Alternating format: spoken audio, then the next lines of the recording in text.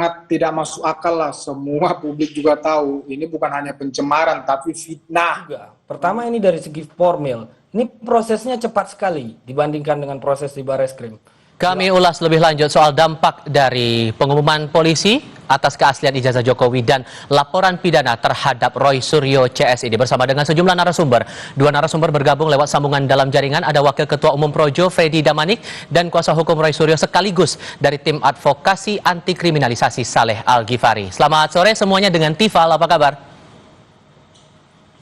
Sore, Mas Tifal. Sore Mas Tifal. Oke, terima kasih semua sudah bergabung bersama kami. Di satu sisi Mas Roy masih berkeyakinan bahwa identik belum tentu asli, tapi di sisi lain Pak Jokowi bilang kalau masih ada yang meragukan keasliannya Mas Ghifar, keaslian ijazah itu nanti di sidang.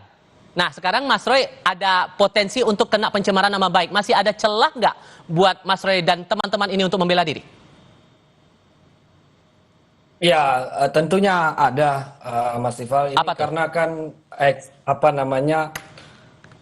hasil analisa dari teman-teman ini dan pendapatnya ini kan didasari oleh sesuatu yang ilmiah ya. Setidaknya itu yang diyakini oleh teman-teman ini, dan kemudian sebenarnya ekspresi untuk mendapatkan informasi publik yang valid dan otentik ini dilindungi oleh undang-undang ya. Dan itu juga sebenarnya pasal yang kunci di dalam undang-undang dasar kita. Bahkan dari awal negara ini dibentuk, bahwa kebebasan untuk menyampaikan pendapat, termasuk menyampaikannya di muka umum, itu adalah bagian integral dari konstitusionalisme Indonesia. Sehingga masyarakat bisa memberikan pendapat untuk penyelenggaraan pemerintah kita ini. Nah, khususnya jika reformasi ya, dibentuk undang-undang selain undang-undang informasi publik tadi adalah undang-undang penyelenggaraan pemerintahan yang bersih, di mana di situ seseorang dalam kapasitas sebagai pejabat itu jika mendapatkan kritik, mendapatkan sanksi dari masyarakat atas apa yang dilakukannya perbuatannya, itu berhak untuk menyampaikan klarifikasi. Sementara di sisi lain, masyarakat itu memiliki tanggung jawab untuk berpartisipasi, terutama mereka yang memiliki basis keilmuan. Itu ada tanggung jawab akademik di situ untuk memberikan pendapat. Ditambah lagi, saya potong di situ.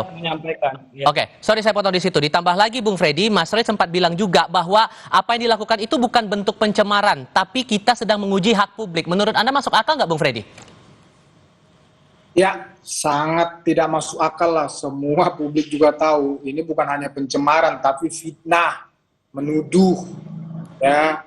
311 27A itu benar bahwa menyatakan pendapat, kebebasan ekspresi itu dilindungi dan dijamin Undang-Undang Dasar. Tapi ada pasal setelahnya 28J itu ya, di dalam melaksanakan hak dan kebebasan itu ada batasan. Batasannya itu hak dan kebebasan orang lain. Itu diatur dalam undang-undang. Nah, tidak boleh menyerang kehormatan orang lain, tidak boleh melanggar hak orang lain, tidak boleh menyerang harkat dan martabat, termasuk tidak boleh memfitnah orang lain. Nah, ada ancamannya, kan begitu, sebagaimana yang sudah dilaporkan Pak Jokowi ke Polda Metro Jaya. Jadi, ya pertama, misalnya bicara atas nama akademik, ya, atas nama ilmiah, ya semua, ya, bicara akademik, ilmiah itu kan ada dasarnya, ya. Kemudian dia atas nama apa melakukan itu? Kalau kemudian dia beralasan bahwa identik itu belum tentu asli, Bung Freddy? Ya, memang kalau bahasa lab itu, lab forensik itu memang identik, memang bahasanya seperti itu. Jadi yang asli ya barangnya itu yang asli, makanya yang pembandingnya itu yang asli, maka yang satunya dikatakan identik dengan yang asli. Sebaiknya juga seperti itu. Misalnya dokumen yang satu yang asli, misalnya lah dokumen Pak Jokowi yang asli, ya maka dokumen temannya yang identik. Begitu, itu bahasa bahasa lab. Nah, begitu. Bung Ghifar, ini sudah menuduh, sudah fitnah dianggapnya. Gimana tuh? Jadi memang untuk mengukur batasan tadi ya yang disampaikan Bung Freddy itu tidak bisa berdasarkan perasaan. Dia harus ada ukuran objektif gitu. Nah, ada yang disebut sebagai Siracusa Principle dalam pembatasan hak asasi manusia.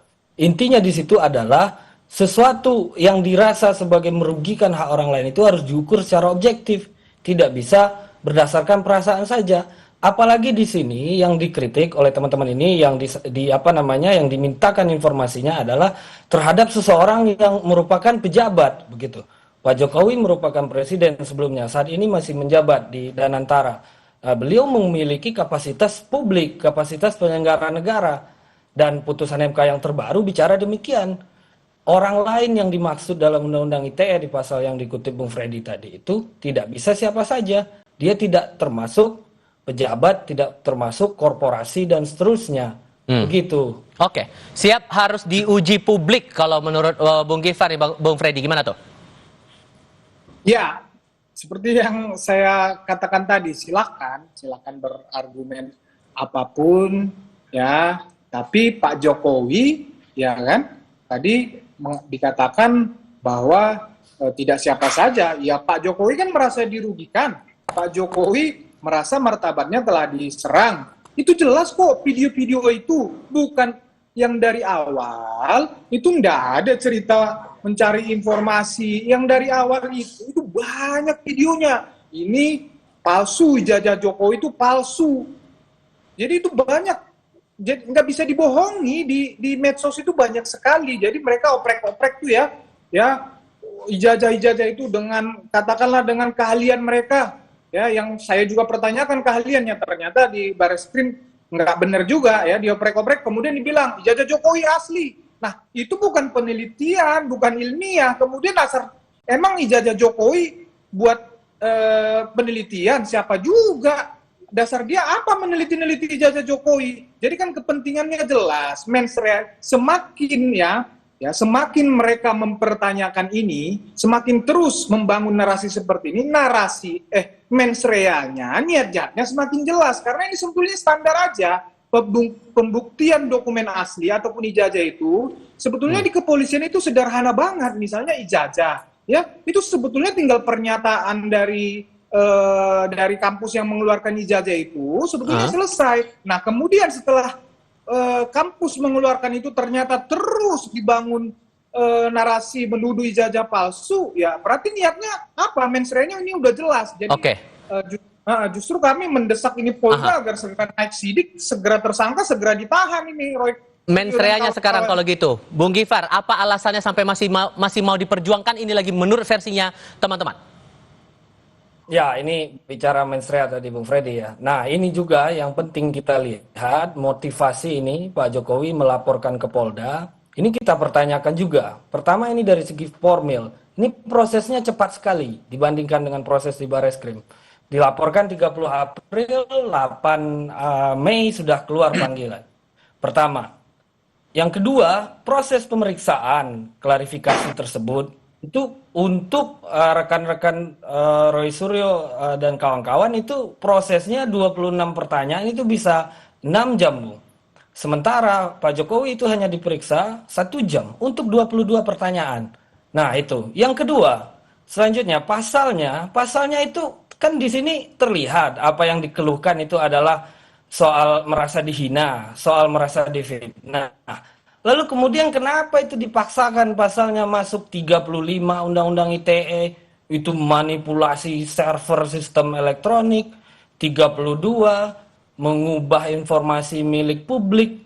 Nah, ini pasalnya itu mengancam orang penjara 12 tahun, 9 tahun. Artinya di sini dipaksakan ada kewenangan penahanan. Nah, begini. Nah, itu yang menurut kita juga cukup perlu dipertanyakan ini. Kesannya apa yang Anda tangkap dengan dua keanehan itu, masalah durasi pemeriksaan dan pasal yang Undang-Undang ITE itu, Bung Gifar? Ya, yang pertama di sini ada disparitas, Bung. Yang kedua adalah chilling effect. Perlakuan yang tidak sama. Yang kedua ini berusaha menimbulkan efek gentar ke publik. Untuk orang yang menyampaikan ekspresi, menyampaikan pendapat ini tidak bisa lagi ke depannya. Dan pasal yang digunakan ini adalah penyalahgunaan Undang-Undang ITE Undang-undang ITE ini kan sebenarnya melindungi informasi elektronik publik dari penipuan, dari manipulasi, dari kerusakan data server yang kemudian menyangkut hajat hidup orang banyak. Itulah pasal-pasal 35, 32 itu. Oke. Supaya konsumen, supaya masyarakat terlindungi. Ini perasaan pribadi orang dikenakan pasal ini. Oke, ada upaya membuat publik gentar, Bung Freddy. Kemudian ada upaya kriminalisasi, makanya Bung Roy sempat mengadu soal pasal itu ke Komnas HAM. Gimana ngerespon itu? Ya, kalau tadi mempertanyakan masalah proses penyelidikan dan lain-lain, ya silahkan aja, itu ada mekanismenya lah ya, mau di pra peradilan atau nanti misalnya udah naik sidik, silahkan aja lah. Negara ini terbuka dan